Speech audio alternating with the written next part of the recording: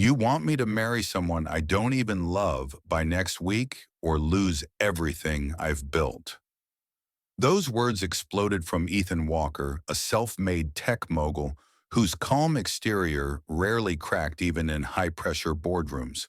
But now seated across from his grandmother, Lucille, the family matriarch and chairwoman of Walker Industries, Ethan felt the walls closing in. Lucille's tone remained collected, almost amused, her silver hair gleaming under the chandelier light. Your father's will was explicit. By 35, either you're married or your voting rights are revoked. Ethan, freshly 34 and 11 months, gritted his teeth. He's been gone for years. I've tripled the company's valuation without his help. She didn't deny it. Brilliant. But even brilliant men forget that legacies aren't built in spreadsheets. They're built in homes at dinner tables with family. That's what your father wanted. The room fell into an icy hush. Uncles, half-siblings, wives with designer bags clutched tight. They all avoided Ethan's stare.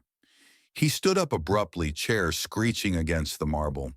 "Excuse me," he muttered, brushing past liveried servers and a jazz quartet. He didn't know where he was going, just that he had to get out. But fate has a funny way of showing up when you're cornered. Turning a corner too fast, Ethan collided with someone.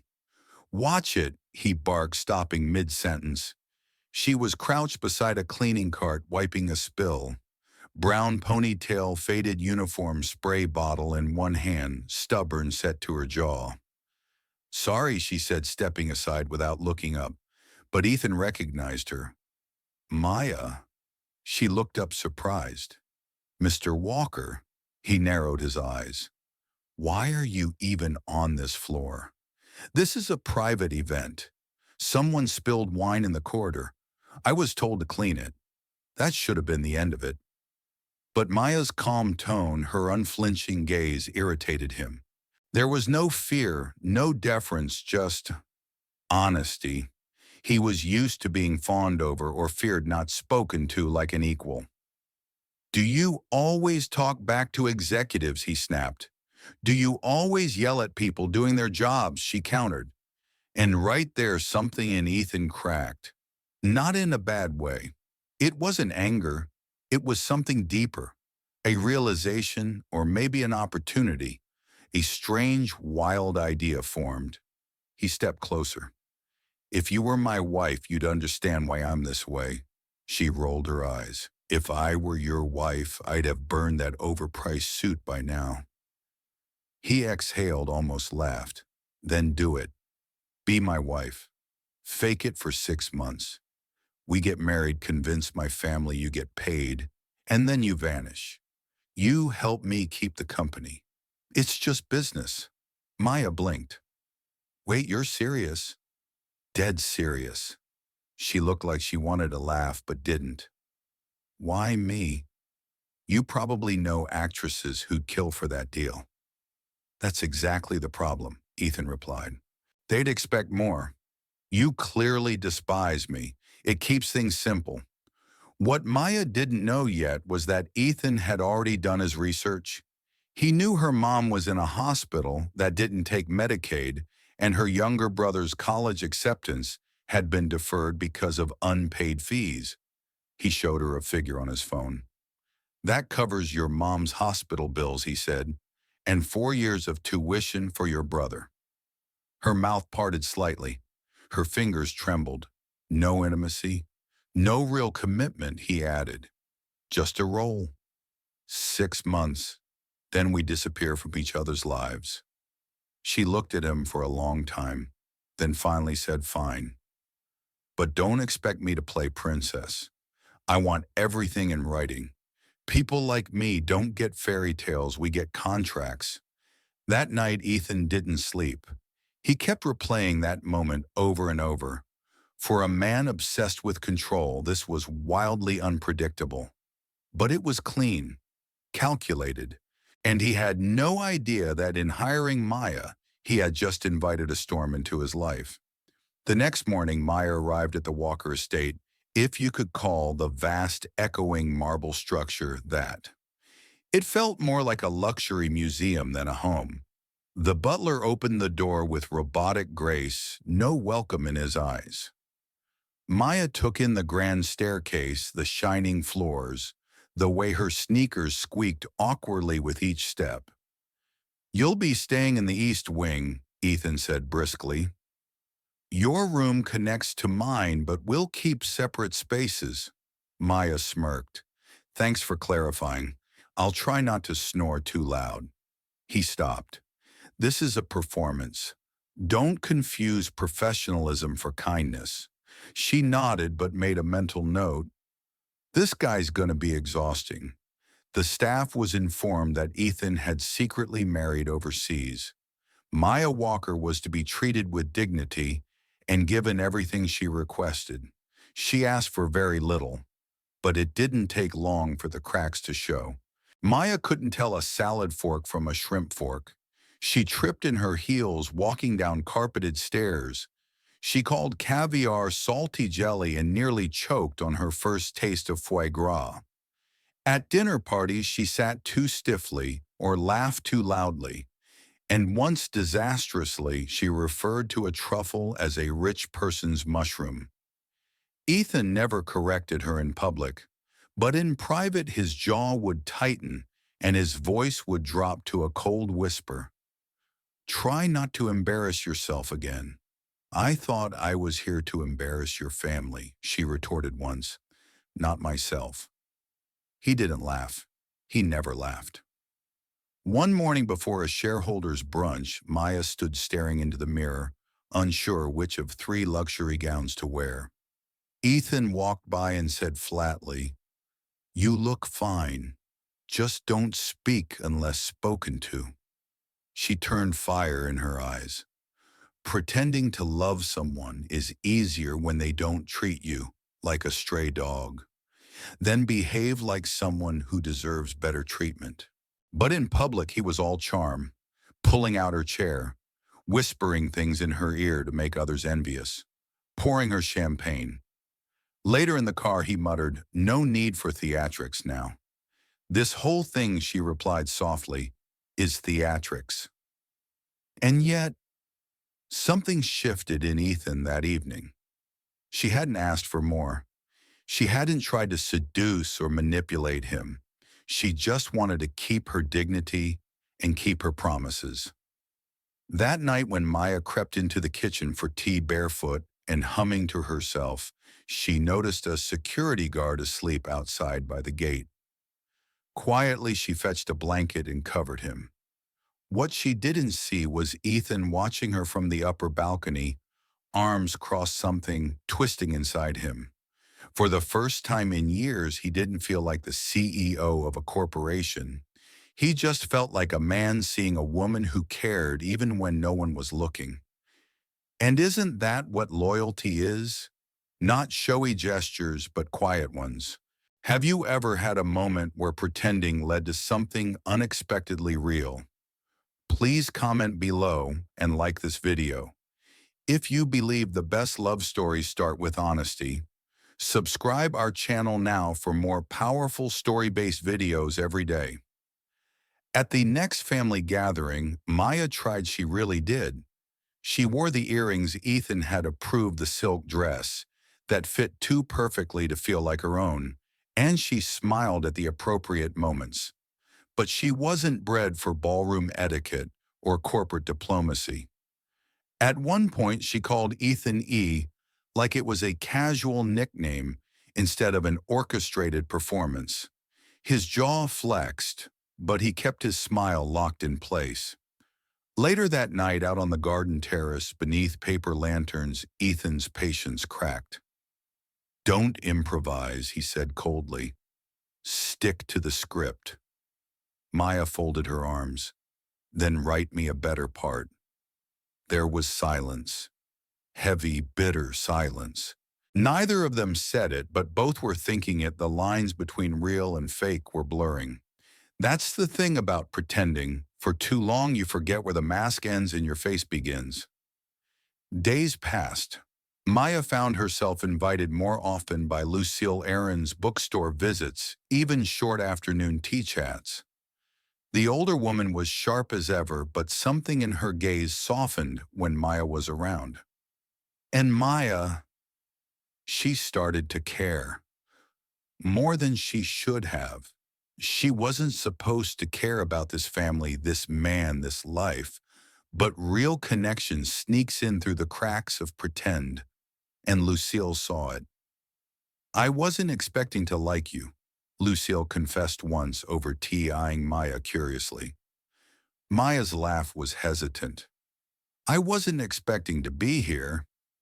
Could, the woman said with a glint in her eye. The unexpected is where life actually happens. One afternoon, Maya found Ethan in his study. He looked surprised, like he wasn't used to being interrupted. Your grandmother invited me to an art exhibit tomorrow, she said, tone casual but hiding the nervous flutter in her chest.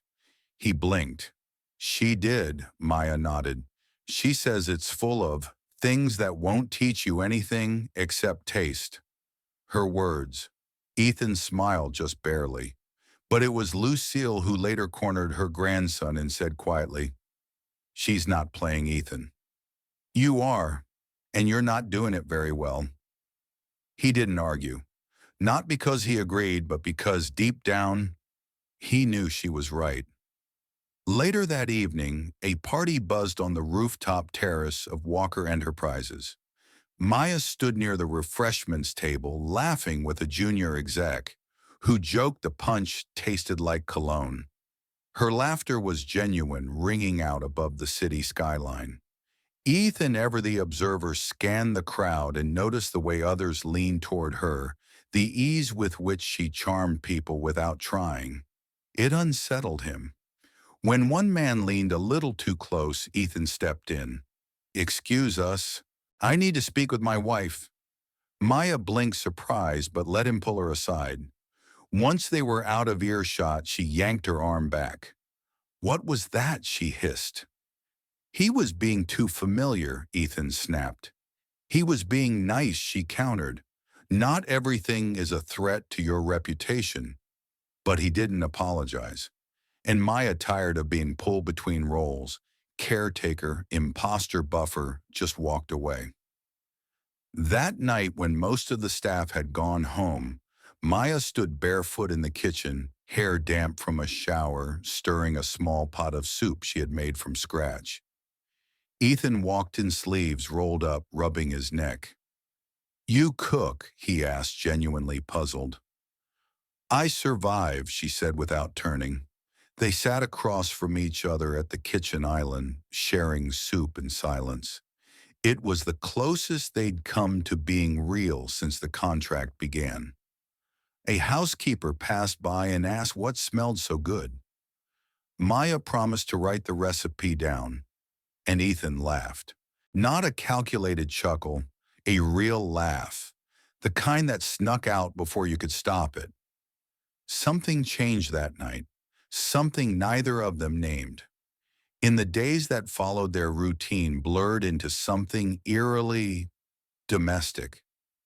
Ethan still played his part, but he started noticing the way Maya read to Lucille in the mornings, or the way she muttered to herself while brushing her hair. He liked those parts, the parts not in the contract, but not everyone was so easily convinced. At a charity gala, Clarissa, Ethan's icy ex-fiancée, made a grand entrance in emerald silk and pointed barbs.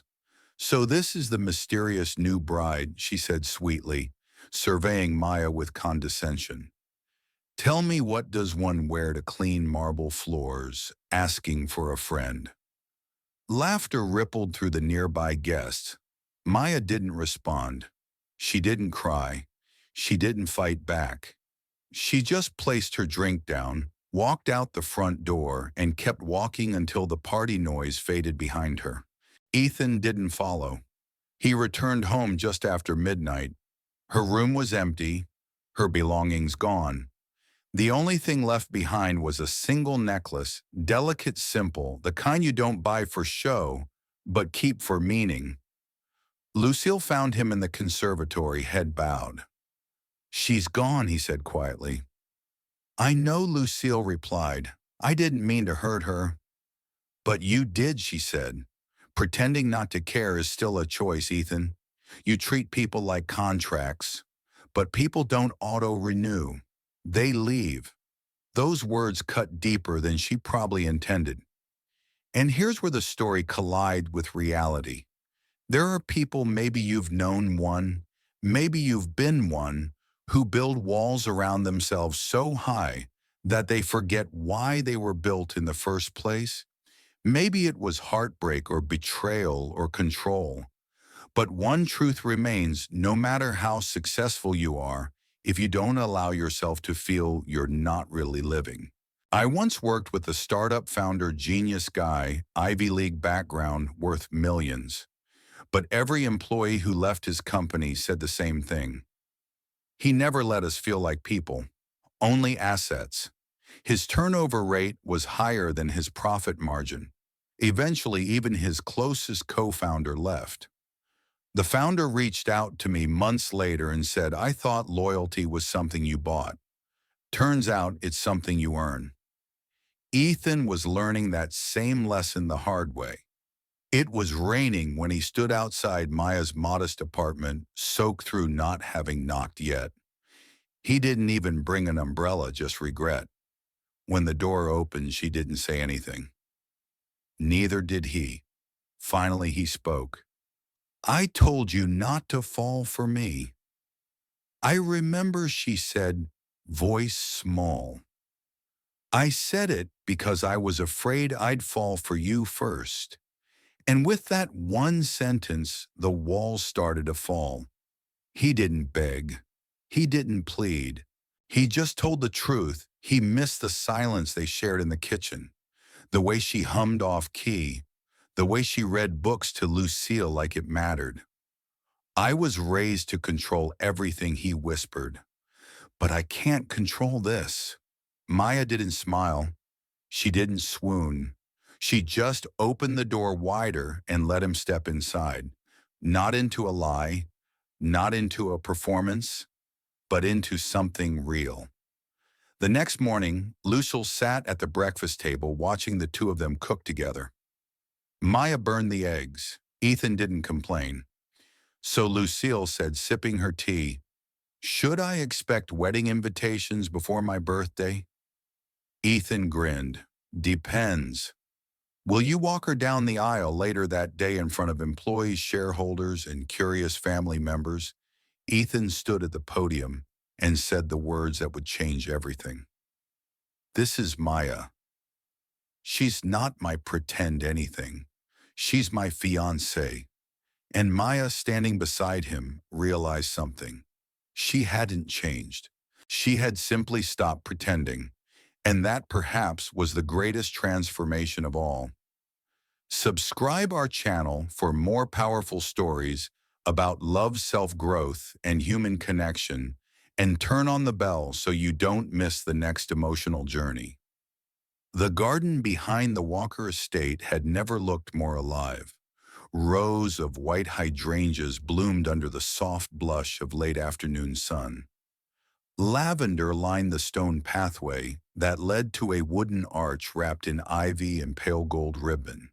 There were no paparazzi, no designer magazine spreads, no headline-chasing influencers or hand-picked media teams. Just family, a few friends, and the sound of birdsong mingling with laughter.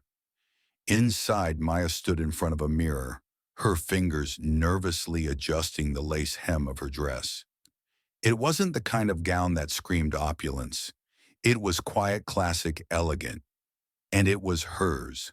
She had chosen it not for its brand, but because it felt right, honest, like her. Behind her, Lucille entered without a word, holding a bouquet that matched the garden palette perfectly. "You ready?" she asked gently. Maya turned, tears brimming but not yet falling. "As I'll ever be," Lucille smiled. "Just promise me one thing." Maya nodded. "Anything?" Promise me you'll love him, especially on the days he forgets how to love himself. That was the thing about Lucille. She never wasted words. And in that moment, Maya understood just how deeply this woman had loved the boy, who became the man standing outside waiting at the altar. Ethan stood beneath the arch, dressed in a tailored deep navy suit. His fingers twitched slightly, betraying the nerves he refused to show on his face. This was the man who had once negotiated billion-dollar deals without blinking. Now, with his heart on the line, he felt like a teenager again, uncertain, exposed, but more real than ever before. When Maya appeared at the end of the garden path, everything else fell away. The chatter stopped. The breeze stilled. Ethan's heart for a moment forgot how to beat. They didn't have a script, no rehearsed vows, just truth. Ethan took her hand, holding it with a gentleness no one had ever seen from him. Then he spoke. "I hired you to play a role," he said quietly, "but I fell in love with the woman who lived in that role. The real you. The only you." Maya's hands trembled slightly, but her voice was clear. "I thought I was just surviving," she said, "just playing a part until it was over. Until you looked at me like I belonged, and now I don't want to be anywhere else." There were tears, not from them, but from the ones watching, the ones who had never quite believed in love until now. They exchanged rings, nothing extravagant, just simple symbols of something that no longer needed embellishment. And when they kissed, it wasn't a performance. It wasn't fireworks or fanfare. It was a quiet promise, sealed not with passion, but with peace. Later, in the quiet of the garden, while guests chatted over wine and music, Maya leaned against Ethan's shoulder. "This doesn't feel like a fairy tale," she murmured. "Good," Ethan replied. "Fairy tales end. I want this to last.